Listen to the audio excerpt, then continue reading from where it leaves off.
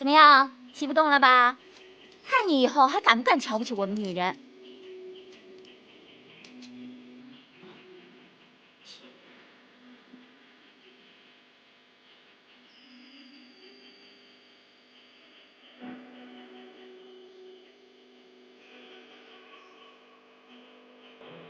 哎，你干嘛这么看着我呀？啊，巾帼不让须眉，明珠岂容蒙尘。白灵，没想到在这马帮之中，有你这样的奇女子啊！马帮有什么不好吗？我们买马卖马是正当生意，何况将本求利更是理所应当。要不然你堂堂朝廷的八王爷，怎么会到我们马帮来挑选骏马呢？马匹的买卖尽在马帮掌握之中。我为朝廷军备买马，自然要来马帮。白大当家的肯平价卖马，已经算是为朝廷效力。我又岂能有看不起马帮之心呢？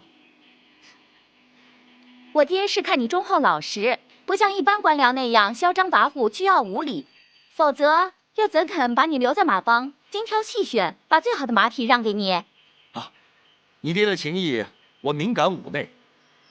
尤其这段时日，能够与你朝夕相处，更是让我终身难忘。哼，刚说你忠厚老实，你就轻佻起来了。若不是我爹让我招呼你，我才不理你呢。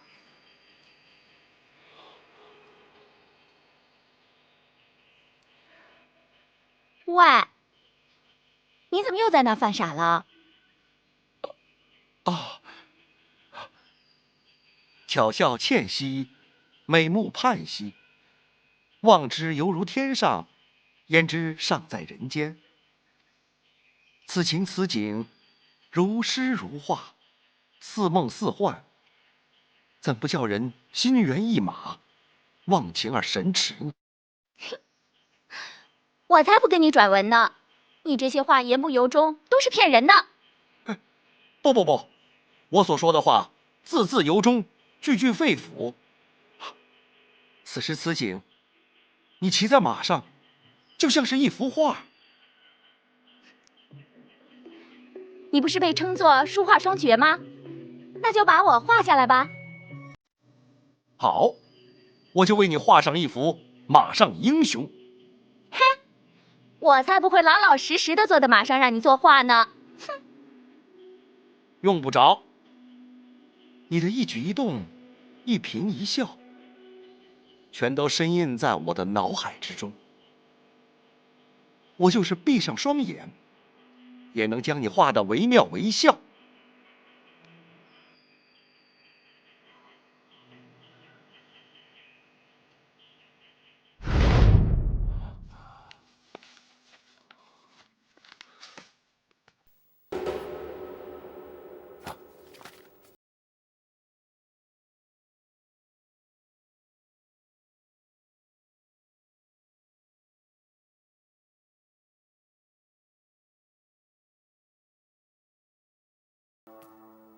那江湖人是一名女子，是一名非常年轻的女子，而且武功确实不错。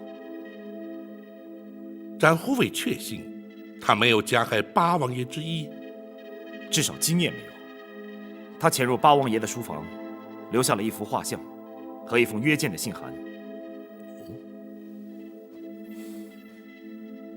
大人，依学生之见，想必那名女子与八王爷渊源颇深，这或许就是八王爷不肯向大人说出实情的真正原因。不错，这其中必定有不足为外人道的苦衷。展护卫，八王爷可曾得知你去了王府？八王爷并不知情，属下刻意回避，而且王府的卫士也愿意配合。对他们而言，王爷的安全高于一切。你还是隐身暗处的好，万一他们真有加害王爷之意，才能够确保王爷的安全。属下明白，属下明天按随王爷赴约。不过若非必要，还是尽可能不要现身。本府明日前往王丞相府，一则禀明八王爷之事，再则设法查明那陈世美的学籍。公孙先生则留在府中，看顾秦香莲母子，同时将他与陈世美之间的点点滴滴再做深入的探寻。是，学生遵命。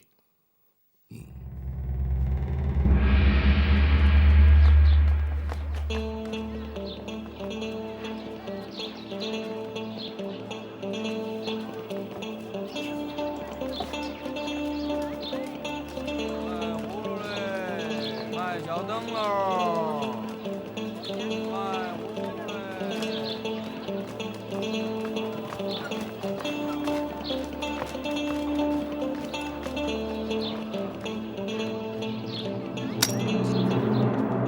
什么？八王爷不让包大人继续追查刺客之身？是，王爷也已向皇上禀奏过此事。王府之中警卫加强，却不准包拯继续再追查。倘若八王爷坚持的话，那么皇上也不好再说些什么。只是八王爷的安危，岂不是更加令人担心了吗？据展护卫分析，那夜闯王府之人似乎无意加害王爷，况且有展护卫暗中保护，料想尚无大碍。有展护卫从旁保护，那老夫就放心了。毕竟八王爷非但是皇室尊长，更是朝中文武百官的表率，无论如何不能有半点差池啊！包拯明白。相爷，包拯今日前来，还想向相爷打听一件事。哦，包大人想打听什么事？尽管说。不知相爷对当今驸马陈世美知道多少？嗯，包大人因何有此一问呢？包拯手中有一桩案件，或许与他有关，只是如今尚无定论，不便详述内情，还请相爷见谅。包大人办案呐，总是如此谨慎。也罢，老夫不问原因如何，只要包大人所问，老夫知晓的，定当知无不言，言无不尽。多谢相爷。那陈世美科举之时，相爷可是主考官？正是啊，在他高中状元之时啊，也曾前来谢师。此人的文采啊，的确过人呐，有许多精辟的论点，老夫至今记忆犹新呐。不知那陈世美的出身背景，相爷可清楚？当然了，当初太后招他为驸马之时，是八王爷做的大媒，这关乎到皇家的婚嫁大事，老夫岂敢怠慢呢？除却在礼部调阅他的学籍资料，还向他所属的泸州府查询过，确证无误。他可是泸州府舒城县陈家村人士。不，包大人想必是弄错了吧？他虽然来自泸州府，却是合肥人士，和包大人乃是同乡啊。合肥人？嗯，不知道他家中还有些什么人？哎呀，说来也可怜呐，那陈世美啊，无亲无眷，孑然一身，涉及在合肥郊区的白云寺中啊寄读多年，摸穿铁砚，状元及第。唉，只是可惜呀，无人与他分享这份殊荣啊。据相爷所知，那陈世美的确并无妻小。那当然了，否则怎么能招为东床驸马？莫非莫非包大人所知，并非如此？不，包拯尚不能证实。最好如此啊，否则牵扯上的不但是欺君之罪啊，就连老夫也难脱失察之责。相爷先不必担忧，科举发榜是以大笔应考号次为凭，再经由应考号次查出学籍与报考州府。相爷既然是经此查出陈世美的身家背景，想必不会有错。最好是没错，否则必然会引起轩然大波。哦，包大人在查案之时，若能将此事理清，还请立刻知会老夫，也好让老夫释怀呀。是，包拯明白。若有需要，还请相爷助包拯一臂之力。只要有用得着老夫之处，包大人随时开口。多谢相爷。再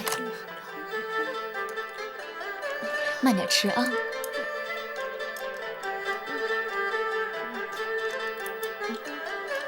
好吃吗？来，好吃，好吃。不要急，慢慢吃我啊。好久没吃到肉了。这孩子。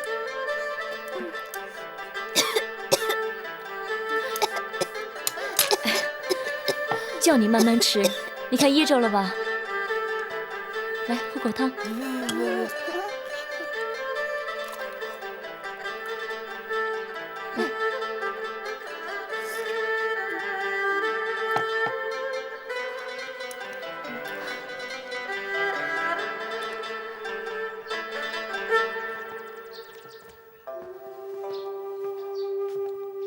孩子们太久没有吃过饱饭了，还请公孙先生不要见笑。稚子何辜，却要遭受天灾的苦难。唉，你一个妇道人家，独立抚养老小，也的确是够辛苦的了。为亲人家眷，何来辛苦二字？碰上灾荒年代，也只能怪自己命苦罢了。只是原来打算，夫婿考上状元之后，一家人可以团圆，衣食无忧。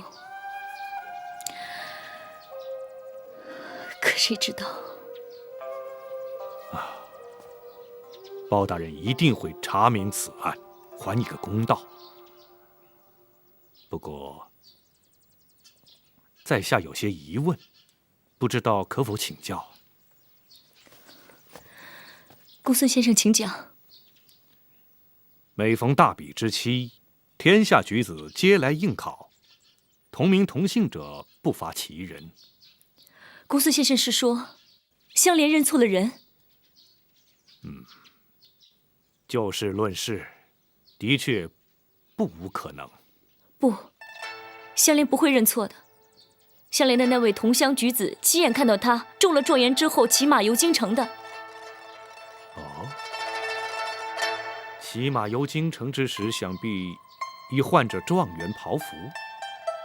再者，围观者众多，又有些距离，难道不会看错？除非那位同乡举子曾经与新科状元对面而谈，否则仍然令人存疑呀。金榜题名的进士都被监往官方安排的住所暂住，那位同乡既然落了榜，自然未能与他见面。可是发榜迄今已经半年，如果香莲的夫婿没有中榜的话，那他应该早回到家乡，也不至于到现在音讯全无啊。这……公孙先生，香莲确信，那位新科状元当今驸马，就是香莲的夫婿陈世美。只是只是驸马府的人不肯让我与他相见。如果他见到我，他一定会认我们母子的。唉，驸马府不让驸马跟你见面，未必是驸马的意思。包大人已派人前往陈家村，接地保进京。届时就可以证实，驸马究竟是不是你的夫婿。公孙先生，如果地保到了，就能证明香莲没有说谎。好，你别心急。地保去见驸马，他们没有理由推辞，包大人会妥善安排。京城和泸州府之间，快马疾行不过1、2日，你就安心在这儿等待吧。香莲多谢公孙先生多方照顾。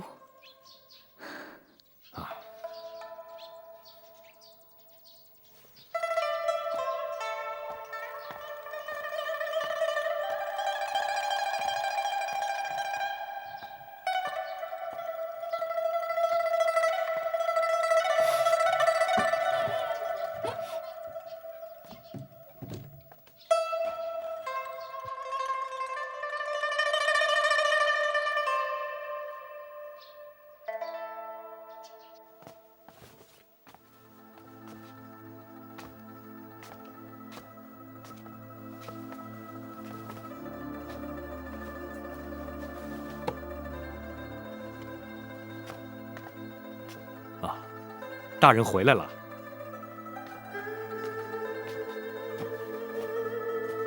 不知王丞相的说法如何？陈驸马的确是泸州人士，然而却不是秦香莲的夫婿。果然是同名同姓。泸州府也已证实无误。此刻，本府反倒不宜前去驸马府试探了。没想到秦香莲真的是认错了人。不过大人，既然他的夫婿落榜了，却为何没有回乡呢？那就不得而知了。大人，可要通知秦香莲，也好让他们母子死心。不，暂且还是让他们住在府中，等陈家村的地保抵京之后再说。好，大人，既然王丞相已经证实了驸马身份，此案理当撤销。难道大人还有疑惑？不错，同名同姓，又同是泸州人士，已属巧合。落榜的陈世美未曾返乡，也令人生疑。最主要的是那秦香莲千里寻夫，满腹悲苦。若是不能让他确认两个陈世美并非同一个人，只怕他永远也无法释怀呀。倘若果真证实不是同一个人，那他的冤屈就将转为无法言喻的失望，对他们母子来说，仍然是痛苦。本府只能助他查明真相，对他心中之苦，却爱莫能助，只有让他自己慢慢平复了。大人已然尽力，自是无需介怀。还是等陈家村的地保到了再说吧。是。展护卫可曾将八王爷的情形回报？展护卫差人回报，说他按随八王爷出城而去，请大人不要替他担心。但愿八王爷平安无事啊。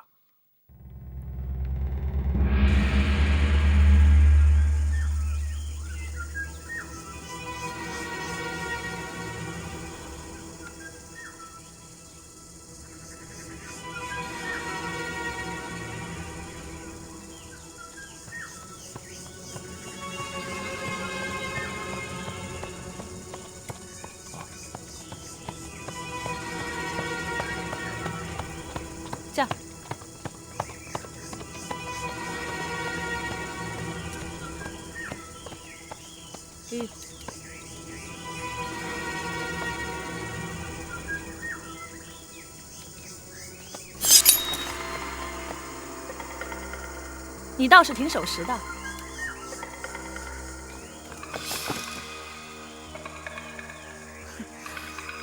你们应该知道，拦不住我。你们都让开！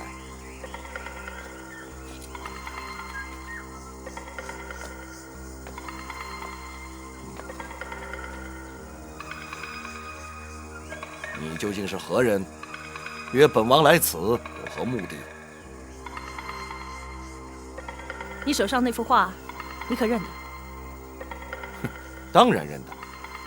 这幅画乃是本王亲手所绘。认得就好。我要你跟我走一趟。你要本王跟你到哪儿去？马帮。你怎么？不会连马帮都忘了吧？你跟白灵是什么关系？你不用问那么多，就凭这一幅画，你去还是不去？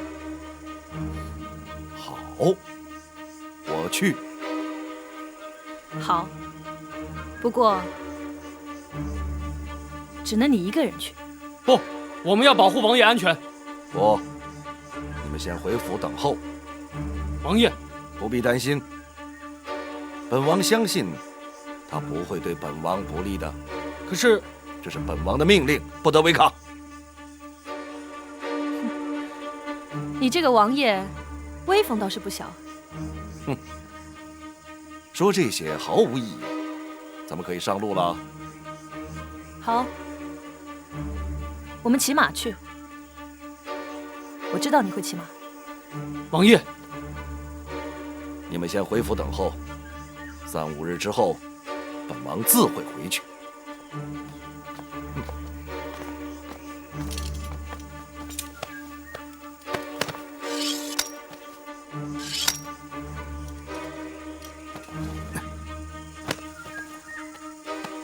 驾！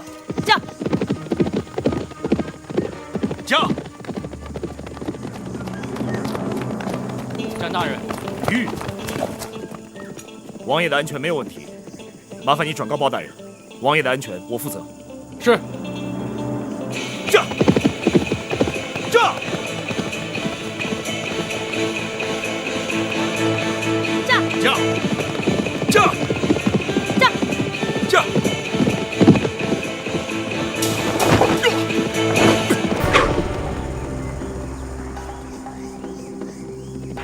欧阳兄，展昭，你我好久不见了。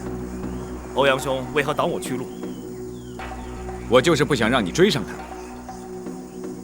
你知道我追的是何人？大宋朝廷的八王爷，皇上的亲叔叔。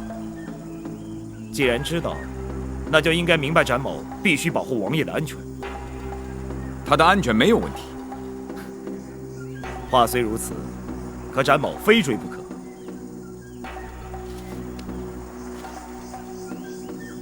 可是，我非拦你不可。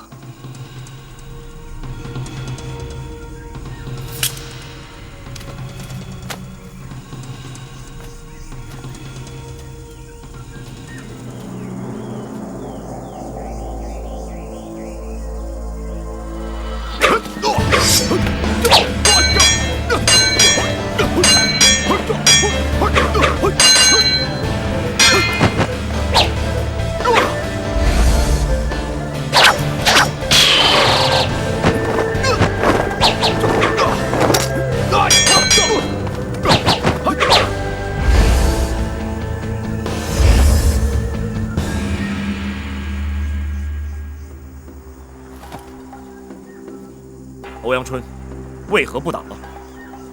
我挡你一阵，足够他们走远了。我敬重你是条汉子，曾经有恩于我，可是如今，展昭，你相信我，我保证他不会伤害八王爷一根汗毛。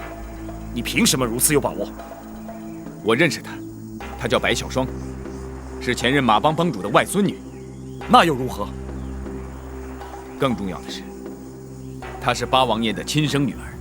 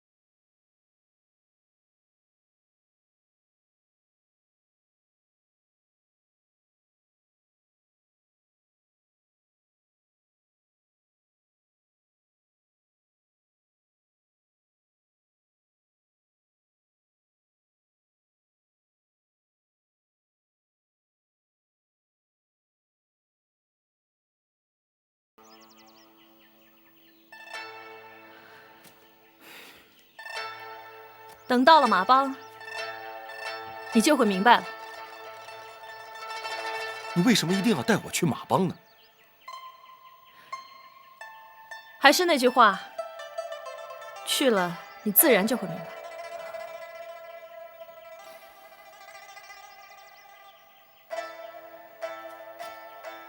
我们该走了。好，我就跟你去弄个明白。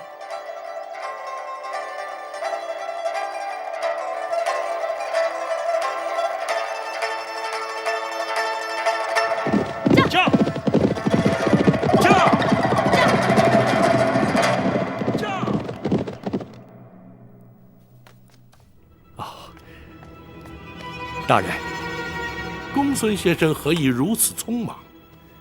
八王爷府中卫士来报，那名夜闯王府的女子，把王爷带走了。什么？詹护卫已经暗中跟去，还说那名女子并没有加害王爷的意图，而且是王爷主动随她而去，不许卫士跟随。竟有此事！八王爷理应不会如此轻率才是啊！大人，可要通知各地的官府，或是向圣上禀奏。暂且不要。八王爷想必自有定见。若是惊动了皇上，或是通知了地方官府，只怕反而会引起骚乱。展护卫又怎么说？展护卫要卫士转告大人，八王爷的安全，他会全权处理。那就无妨。本府相信，展护卫不会将八王爷置身险地才是。是。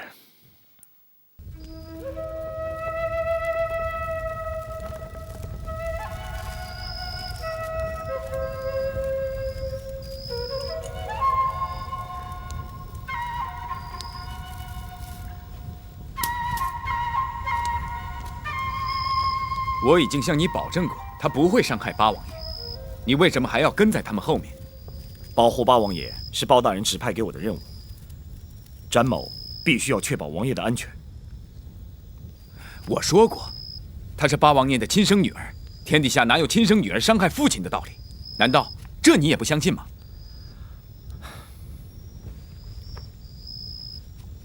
不是詹某不放心，是八王爷突然冒出来一个来自江湖的亲生女儿，岂不是让人匪夷所思吗？连八王爷都不知道这女儿从何而来。欧阳兄，不管是为了八王爷的安全，或者是解除展某的疑虑，你今天必须把话给我说清楚。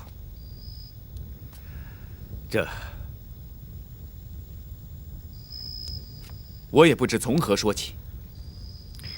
那就从你为何插手此事开始吧。说起这件事，跟你脱不了关系。怎么会跟我有关？你还记得来我马帮借账册之事？当然记得。要不是欧阳兄仗义相助，包大人又岂能让犯罪之人认罪伏法？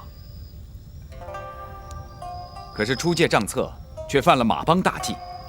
即使当时我是马帮的大当家，也难向马帮交代。如此说来，是展某连累了欧阳兄。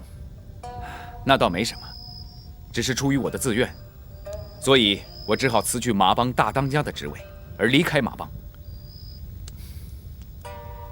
协助包大人办案是我心甘情愿，可是继任人选却十分难找，既要能够服众，还要众望所归。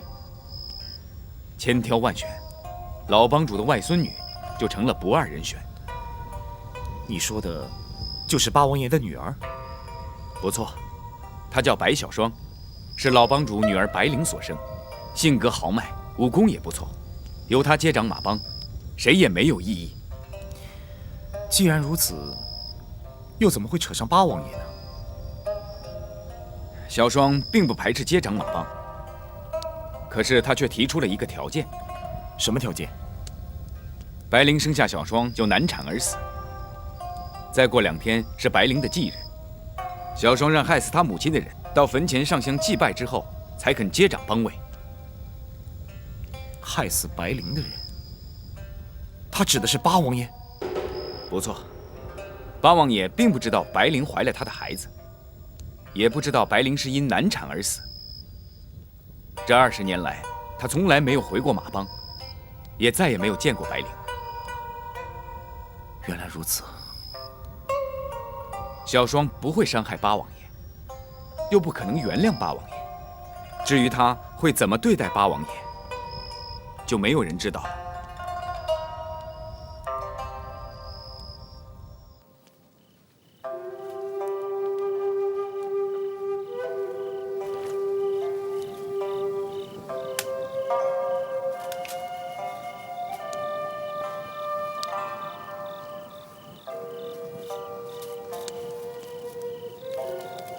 你一个女孩子家，怎么能适应这种荒郊野外的生活呢？不要小看我们女人，尤其别忘了，我是江湖人。你怎么不服气？不，是你刚才说的那句话，我听着耳熟。是吗？听谁说过？白灵。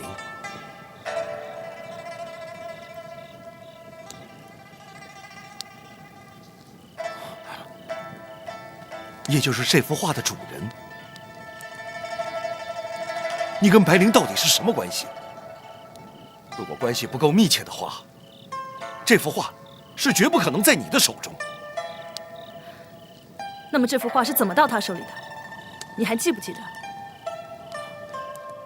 不会忘，恐怕到死我也不会忘怀。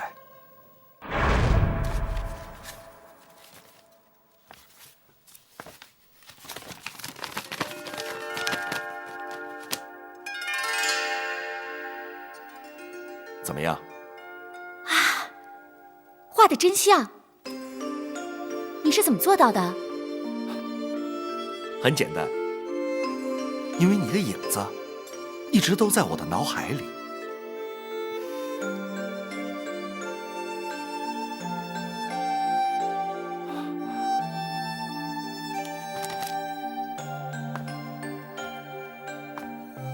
白灵，我将这幅画送给你，你会将它永远留在身边吗？我会永远留着它，直到我死的那一天。哎，你才多大年纪？哈，不过肯定到那个时候，我恐怕已不在人世了。哎，你可别这么说，虽然你比我大10几岁，但是你贵为王爷，当然日子过得比我好了。哎，所以我想你一定会长命百岁的。哦，不，我可不愿应了那句话：“老而不死，谓之贼呢。”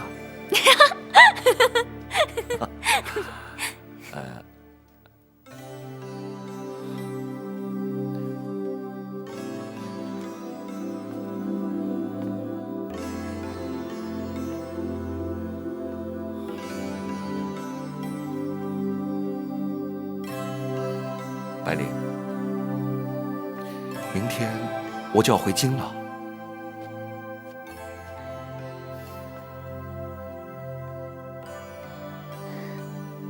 我知道。是否能够再见？我们是否能够再碰面？如今是无法预测的。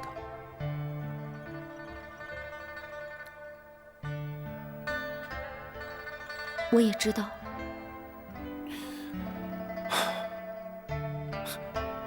谢谢你，这些日子一直陪伴着我。你为朝廷选购军马，我为马帮招待你，理所当然。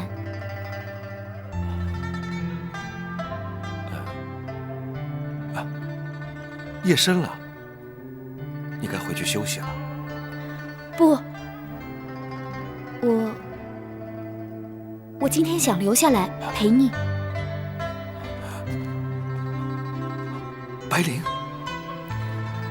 我是江湖儿女，不惯矫情作态，可我还是希望你不要看轻我。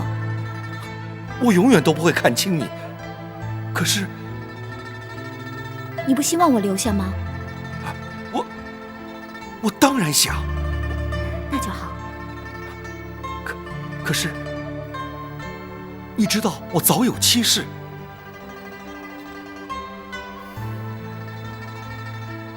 我不要任何名分。你也知道，我长于皇家。我不会告诉别人的，我也不会让你令皇室蒙羞。白灵，我是一个敢爱敢恨的女子，从不矫情。我要留下，是因为我真的想留下。我不知道以后我们还有没有机会再见面了，但是我永远会记住今晚这一刻。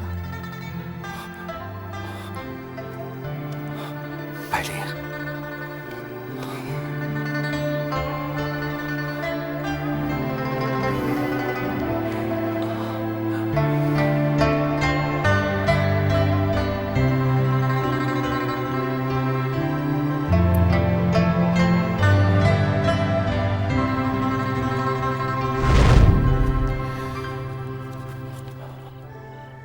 他也曾说过，除非他死了，否则这幅画永远都不会离开他的身边。可是，在你离开马帮，回到京城之后，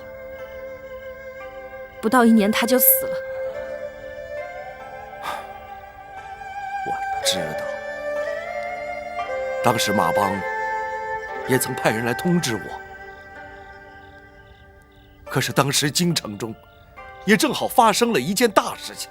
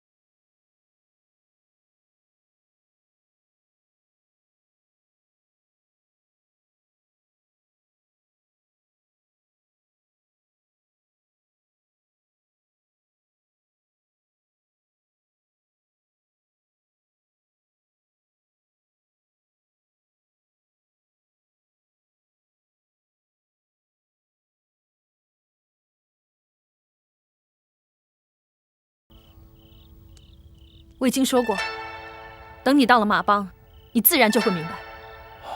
在这之前，我是不会告诉你。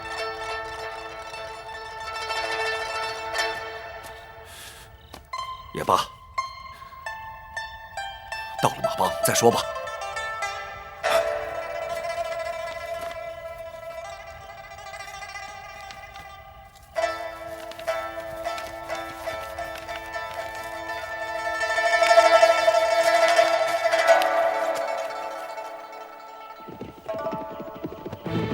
驾！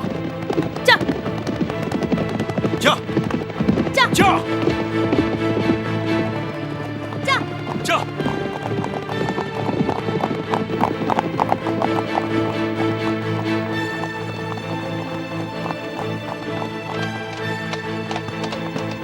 你不用着急，等到了马帮再说。这一路上，就让他们父女俩相处一下。虽然说白小霜不会伤害八王爷，可是万一他把白灵之死归咎于王爷，万一动起手来，伤了王爷，岂不是难以弥补？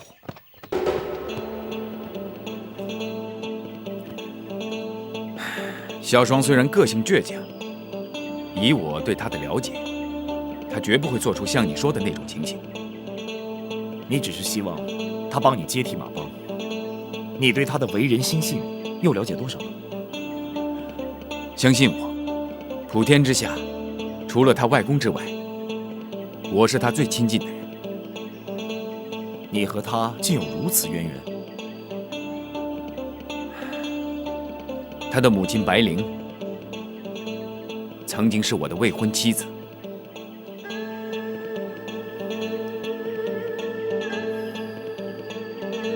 驾！驾！驾！驾！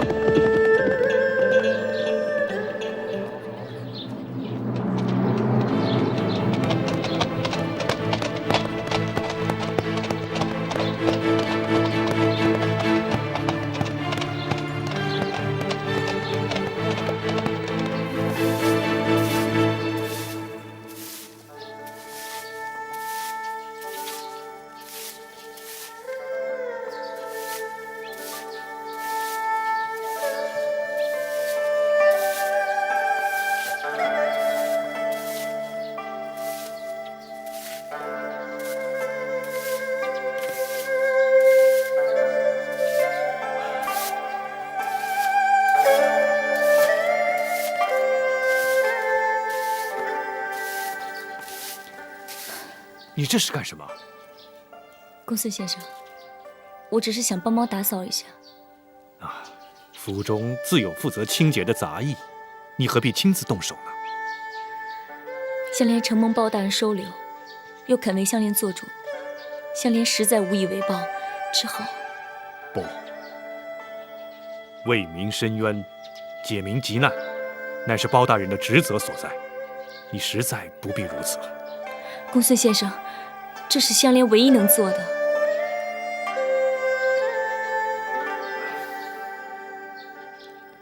公孙先生，包大人是否查出了什么？不，还没有。公孙先生，你们回来了。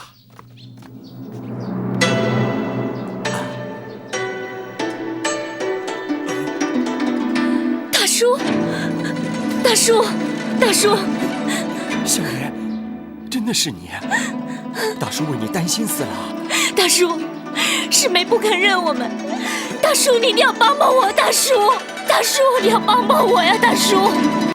香莲，你放心，大叔就是来帮你认人的，你不要再难过了啊！公孙先生，大人吩咐他们见完面以后，在地堡陈春去厅中说话。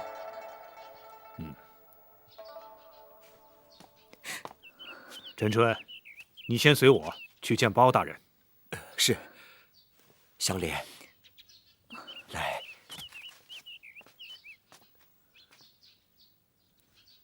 公孙先生，放心，大人问过话之后，对此事自会有所安排。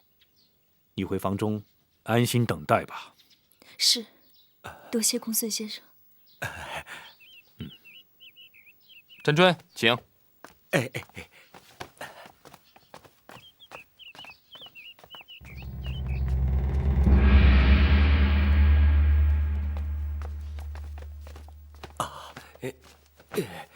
小人陈春见过包大人。请起。谢包大人。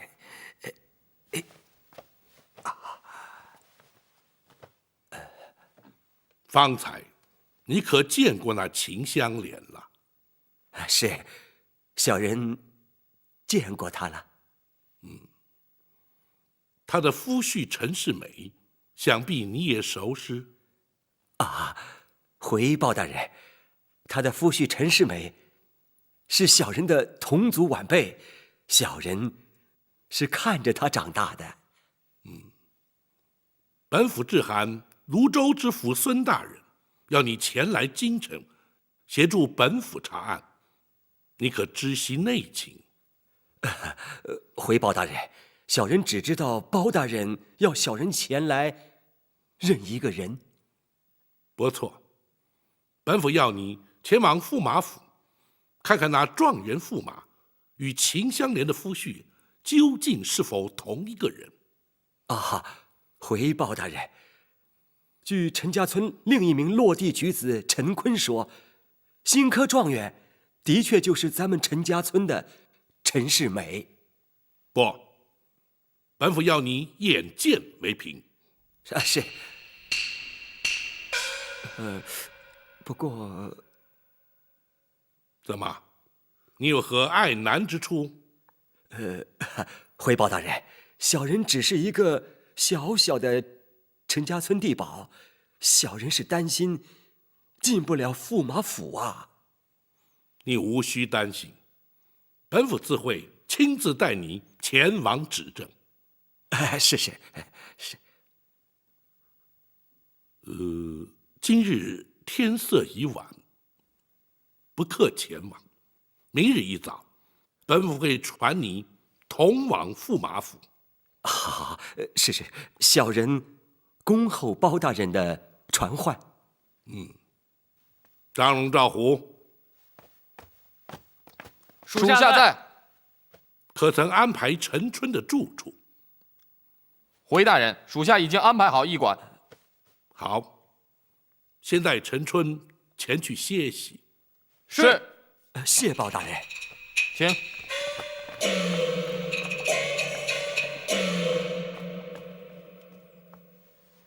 大人，由大人亲自带着陈春到驸马府去指认陈世美，恐怕不妥吧？公孙先生认为有何不妥？驸马的身份遭人质疑。学生是担心他恼羞成怒，借题发挥，恐怕会对大人有所指责。公孙先生可有别的办法？这何不安排陈春在暗中认人呢？暗中指认，倘若导致错认，岂不更糟？本府何尝不知，此举并不妥当。可是除此之外，不能立即确认驸马身份，更不能解秦香莲母子心中之疑。倘若因此而遭人非议，本府也只好一肩承担。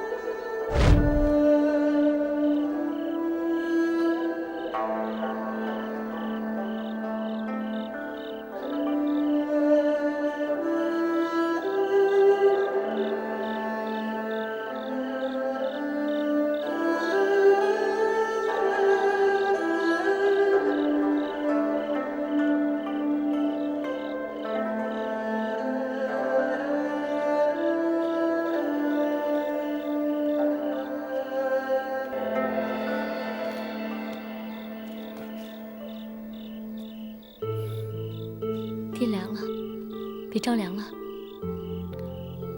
春哥呢？睡了。你在院子里想什么？我在想，我们春哥的未来。你瞧你，春哥才出生没多久，你就替他担心起未来了。我当然担心。如果没有你，我不会有今天。不知道我们春哥会不会跟我一样幸运？你放心，春哥的爹是个读书人，将来春哥长大了也是个读书人。不，那不够。我希望春哥能够拥有比我还好的童年。如果什么？如果我可以考中进士，走上仕途，那春哥和这个家的未来也就再也不用操心了。你想入仕途做官？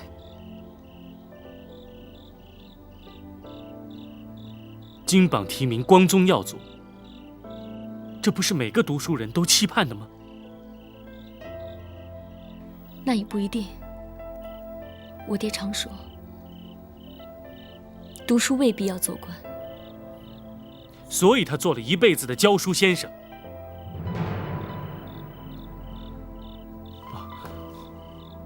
香莲，我绝对没有瞧不起你爹的意思，我只是……不，你不用解释了。也许我爹只是为了他自己没有考取功名做解释。他说的也不一定都对。世美，你真的想投身仕途吗？我想我应该去试试吧。好，既然你决心已定，那我们就关闭私塾，让你专心苦读。关掉私塾？这怎么行啊？可是如果不关私塾的话，你就没有多余的时间来用功读书了。那我们家里生活用度怎么办？哦，家里的田地可以重新开垦种植粮食啊。不行，爹娘年事已高，他们不能在夏天种地了。我来。你连田都没下过呀？我可以学呀，我什么苦都能吃，只要你能够认真读书就行。香莲，世美，你必须答应我，你一定要考取进士，让春哥有个无忧无虑的童年，让这个家以后不再为衣食忧愁。好。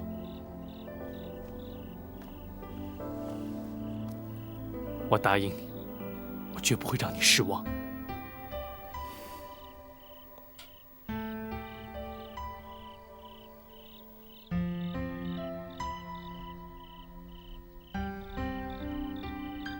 啊，起风了，你披上吧啊。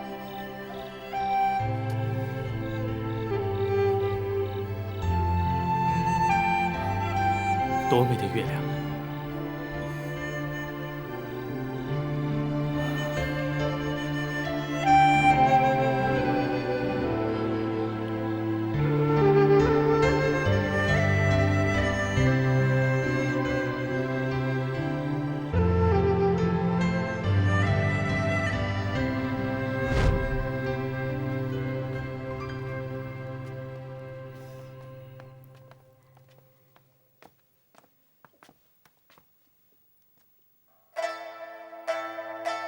驸马，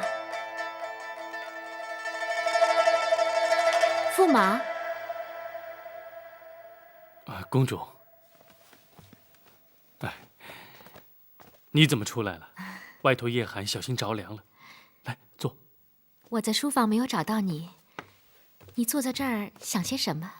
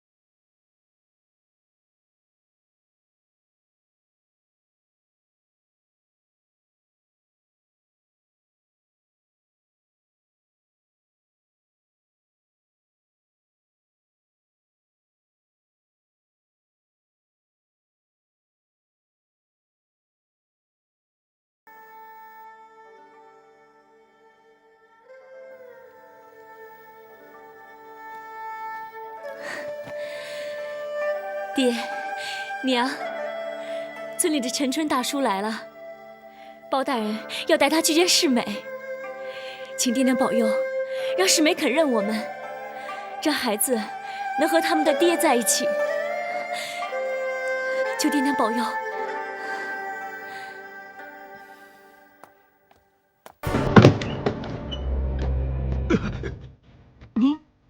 你是什么人？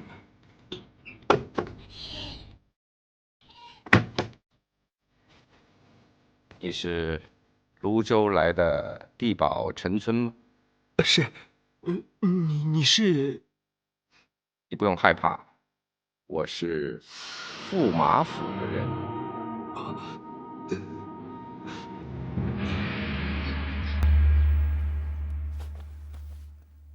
包大人突然莅临，不知有何见教？不敢，本府一向有话直说，还请驸马爷休要见怪。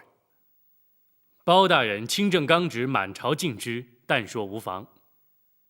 既然如此，本府直言，有人前来开封府指称，对驸马身份质疑，本府特来澄清。哦，竟然会有人对本宫的身份提出质疑，这倒令人匪夷所思。此事的确有违常情，然而，若是驸马不另一见人证，对本府侦查此事大有帮助。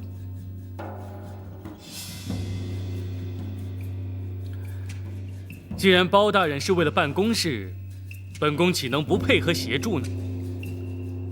也罢，本宫愿意见他。多谢驸马。人证就在厅外，不知……好，现在就请他进来吧。那本府就得罪了。马汉，请。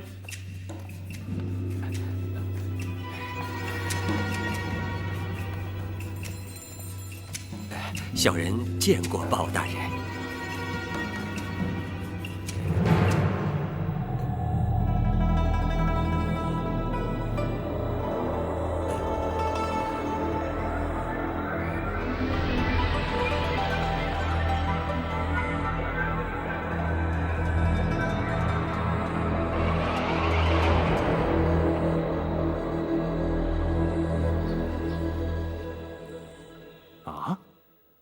驸马不是陈家村的陈世美。不错，陈春当场认人，证实的确不是同一个人。哦，果然是同名同姓啊！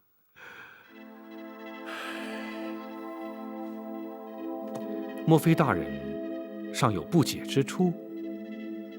本府也说不上来，总觉得其中另有蹊跷。哦，请大人明示。本府贸然带着陈春前往驸马府认人，这果然证实与驸马无关。公孙先生，若依常理推断，那驸马当作如何反应？驸马的身份遭人质疑，难免会心生不快。不，他却欣然接受，毫无异议。或许他是碍于大人的情面，不得不如此。然而他却毫不意外，神色自若，这岂非有违常情啊？大人，陈春是张龙赵虎由陈家村接来京城的，他从小看着陈世美长大。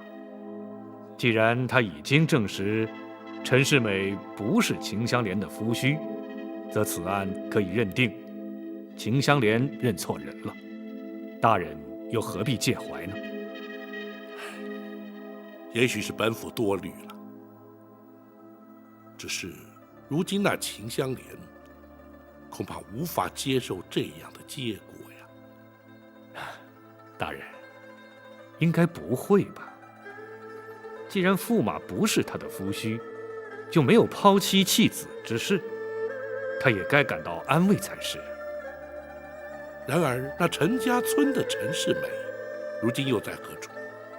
科考落地之后，他为何没有返乡回家？只怕此案还另有发展。对秦香莲母子来说，还会有更多的煎熬逐一浮现。大叔，你说那个人他不是世美？不是，我亲眼看见他的，的确不是。可是那个人他也叫陈世美啊。那是同名同姓，他是泸州的合肥人。不，村里的陈坤大哥说，亲眼看见他骑马游街啊。他呀，那一定是看错人了。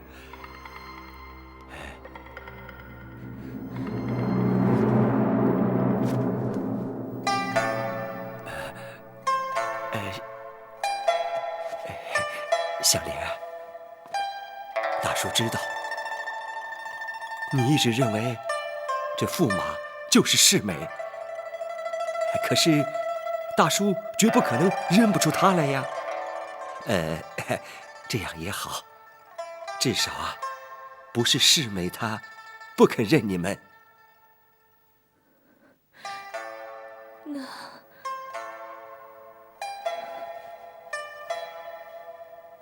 世美现在在哪儿？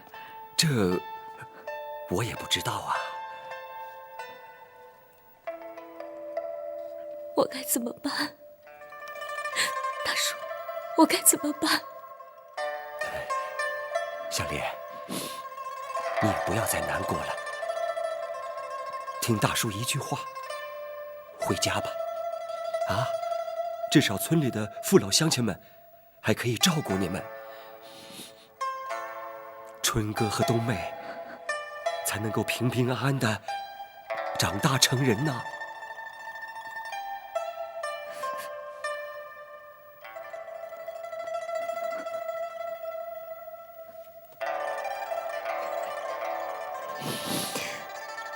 世美，你到底在哪儿？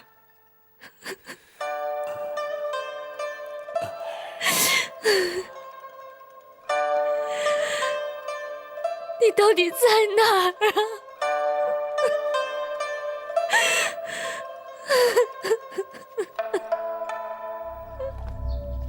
这究竟是怎么回事啊？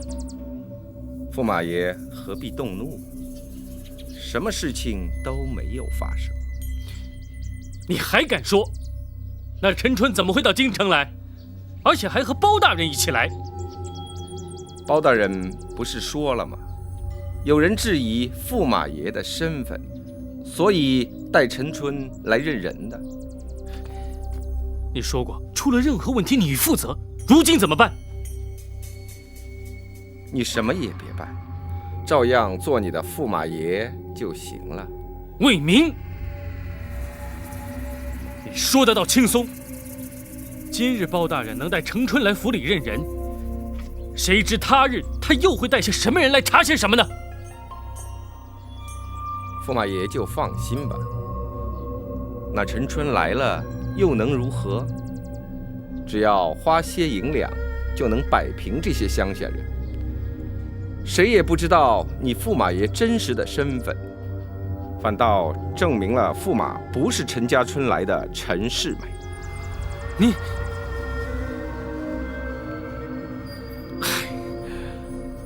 我当初真是不该听你的话。当初这么做是你心甘情愿的，难道现在要怪在奴婢一个人的身上吗？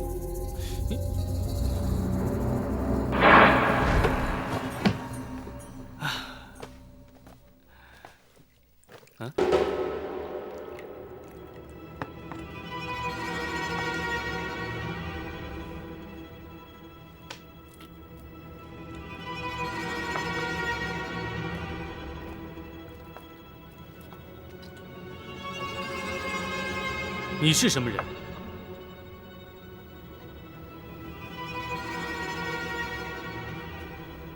恭喜状元公。多谢。阁下是？哈，咱家是乐平公主宫中的太监总管，魏明。咱家不请自来，还望状元公不要见怪。好说好说，魏公公此来有何见教？状元公奉旨跨马游京，不知羡杀多少应考举子，并且也让京城百姓有机会一睹状元公的风采。那是皇上的恩宠。巧的是，乐平公主也微服出宫，正好赶上这次盛会。哦，如今乐平公主还是待字闺中，巧遇状元公后，便起下了爱慕。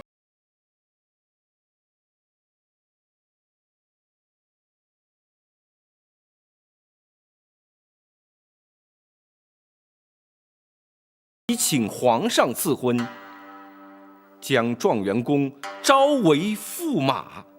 啊！不，魏公公，在下家中早有妻室，此事万万不可呀！别急，公主对状元公青睐有加，咱家自然会了解清楚。状元公来自泸州府舒城县陈家村，上有年迈父母，下有儿女各一。咱家说的可对？魏公公既然对在下的身家背景如此明了，你亦当知皇上赐婚一事绝不可行。不，公主是由咱家一手带大。他一向眼界甚高，难得对状元公情有独钟，咱家怎能让他失望？魏公公此话何意？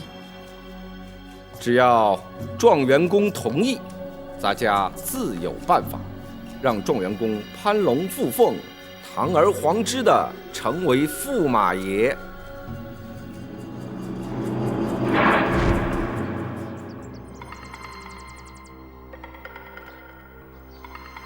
事隔才几个月，驸马爷应该不会如此健忘吧？当初如果不是你自己同意的，谁也不能逼你成亲。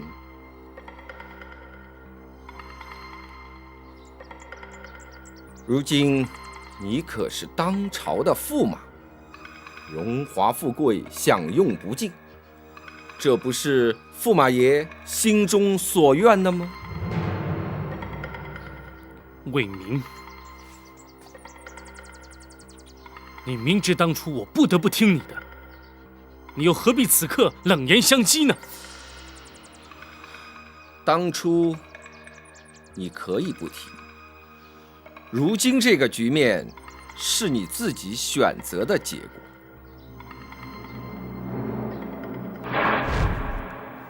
不，在下确有妻小，只要查阅学籍，即刻清清楚楚、明明白白。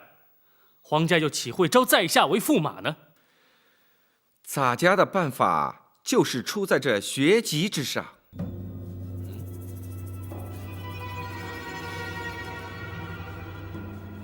魏公公，此话怎讲？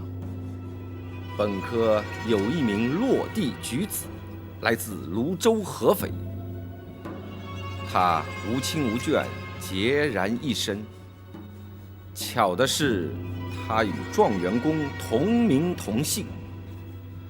只要将应考号牌所属的学籍做一对调，那状元公岂不是就没有妻小，而理所当然地被招为驸马爷了吗？什么？这怎么行啊？难道就不怕他日遭人揭穿？咱家说过，他无亲无眷。再说，在这京城里头，根本就没有人认得他。就算没人认得，他若是知道我冒用他的身份，就不怕他出面举发吗？状元公放心，咱家自然会让他在人间消失的。不，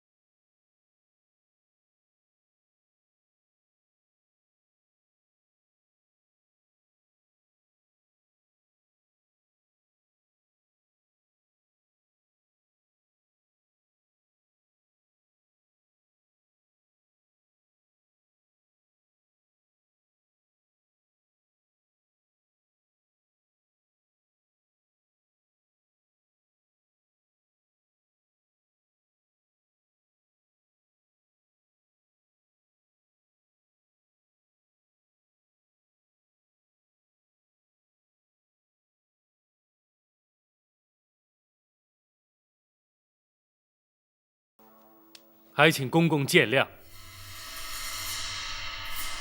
也罢，既然不能勉强于你，咱家也只能作罢。不过，这状元公的头衔，恐怕也不属于你了。你说什么？咱家已把对调学籍的事安排完毕。这荆轲状元应该是来自泸州合肥的陈世美，而不是舒城县的陈世美。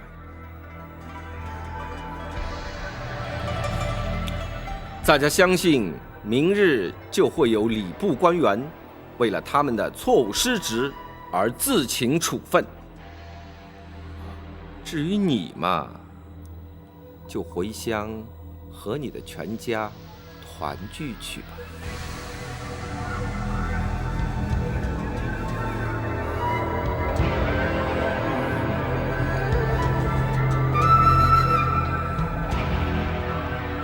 且慢！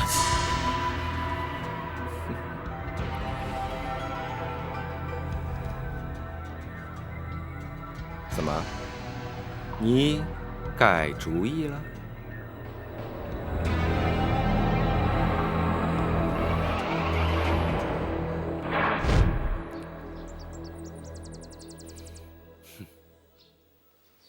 不错，当初的确是我的选择。事已至此，驸马爷又何必为此事伤神呢？可是那陈春呢？驸马爷放心，那陈春绝不会成为驸马爷的问题。那以后呢？驸马永远是公主的驸马，而奴婢也永远是忠心耿耿的驸马府总管。奴婢愿以性命担保，绝不让驸马有半点差池。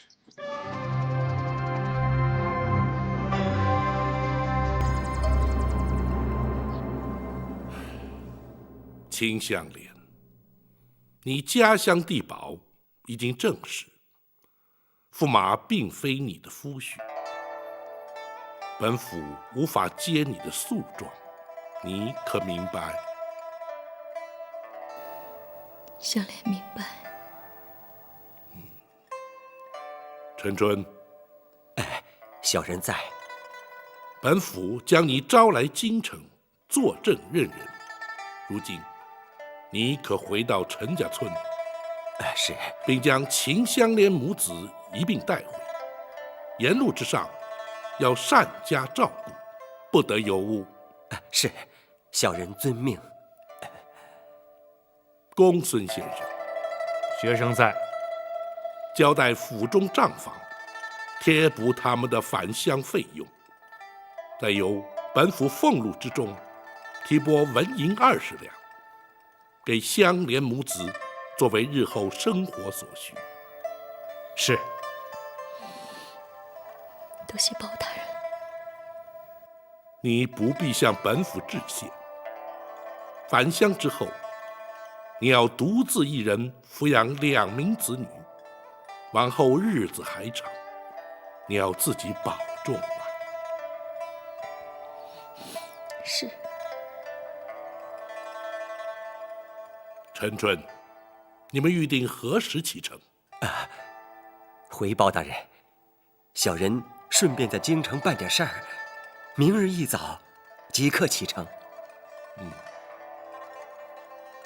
香莲母子可以在府中多住1晚，明日一早随陈春一同返乡。你们退下吧。谢包大人。走吧。大人，学生立刻去安排账房支付费用。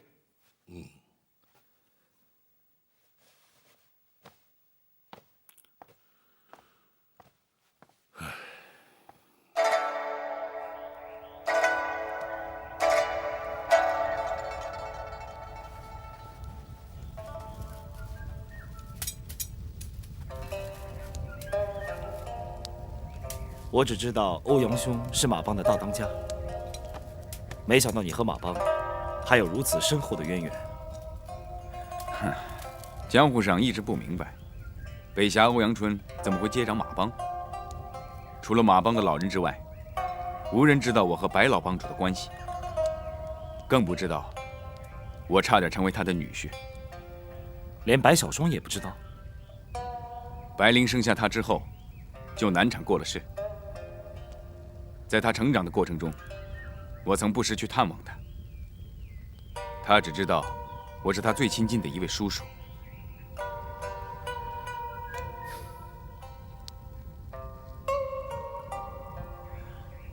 你不想知道当年的事情吗？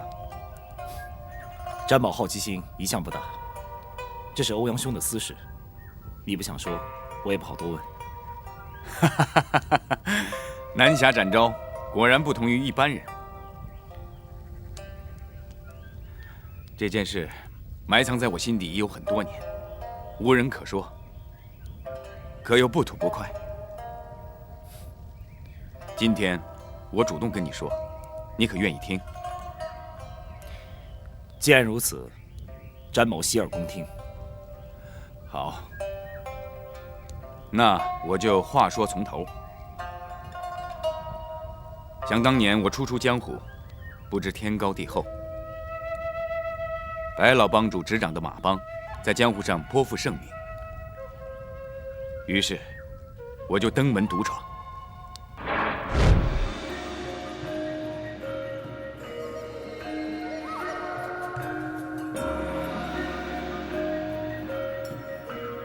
你就是欧阳春？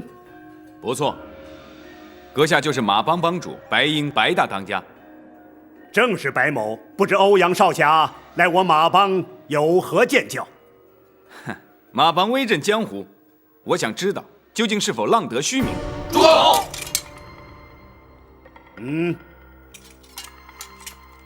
年轻人，不要太过狂傲。所谓人外有人，天外有天，江湖中讲的可是实力。那我就看看你马帮有多少实力。所谓实力，并非单指武功，更重要的是以侠义2字服人。哼，好，那就让我试试你们马帮的武功。住口！欧阳春，哼，你不要目中无人，在我马帮撒野。爹，让我来试试这小子究竟有几斤几两。哼，看来马帮果然没人了，居然一个女流之辈也敢强出头。不要小看女人，好吧，就由小女白灵和你比试一番。哼，马帮卧虎藏龙，高手众多，怎么会让白灵来跟你比试呢？当时我也很奇怪，他们似乎很有把握一样。后来我才知道，白灵的一身武功，尽得白大当家的真传。纵使如此，那白灵怎么可能是欧阳兄的对手呢？哼，你错了。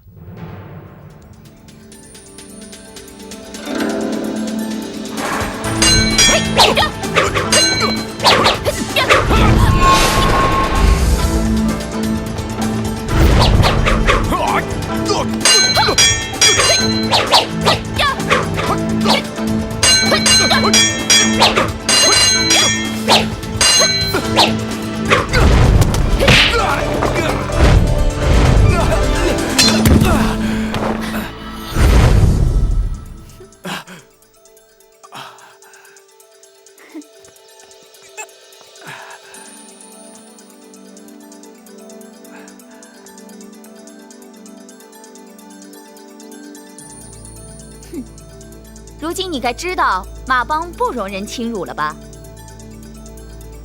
欧阳春技不如人，我输得心服口服，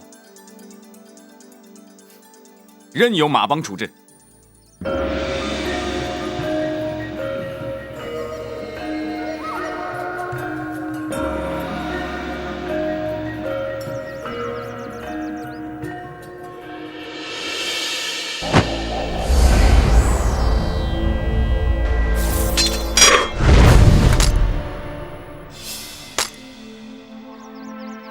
胜败乃兵家常事，不过马帮从不蓄意与人为敌，又何必对你做任何处置呢？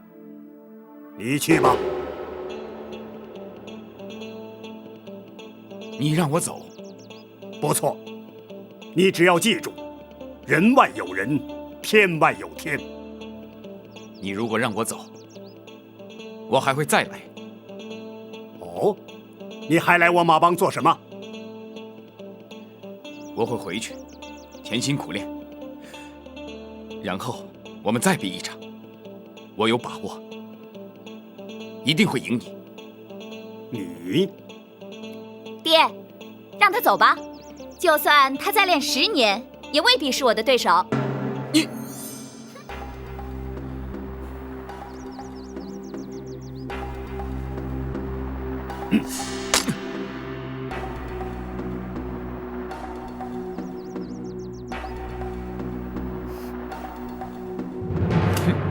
欧阳春，你后悔了？不，老夫只是想和你谈谈。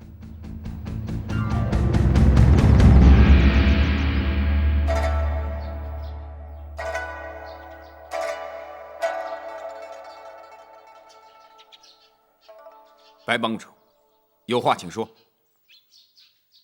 争强斗胜并不是江湖人唯一的选择。你的武功不弱，而且坦然服输，光明磊落。老夫想劝你几句。马帮虽是江湖组织，却从不为恶。如果你肯留下，日后或可闯出一番事业。白帮主，你的好意，欧阳春心领了。不过我志不在此。哦，那么你又志在何方？行侠仗义，笑傲江湖。哼，你来我马帮挑衅，也能算是行侠仗义？不，我只是想知道我武功究竟如何。我已经说过了，你只不过是我的手下败将而已。所以我说过，我一定会再来找你。所以我也说过，你再练10年，也不是我的对手。用不了10年，3年之内我会再来找你。如果你败了，你又如何？如果我败给你，哈，那我任由你处置。好，如果你败了，就必须要嫁给我。住口！欧阳春，你敢出言不逊！白帮主，这是我和他之间的赌注。你，爹，不必动气。好，我就答应这个条件。灵儿，你，爹，他是绝对不可能赢的。欧阳春，那如果你输了，又当如何呢？你要如何？我要你的命。好，一言为定。从今日起，你就是我欧阳春未过门的妻子。告辞。爹，由他去。哼，由他去吧，他输定了。没想到，从此之后，我再也没有见过白灵。那以后，你再也没有回过马帮？不，3年期限快到的时候，我回去了。可是白灵因为生下白小霜，患了血崩之症，身亡了。世事多变，人生无常。只可惜你永远无法印证你的武功是否能够胜过他。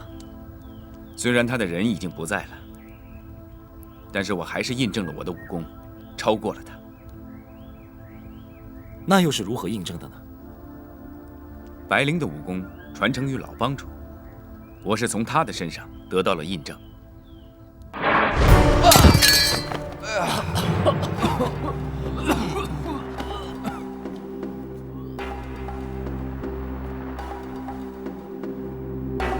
欧阳春，白帮主，久违了。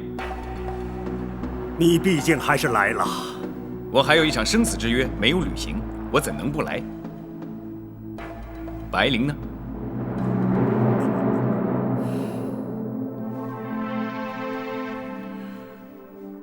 恐怕要让你失望了，他永远也无法履约。你说什么？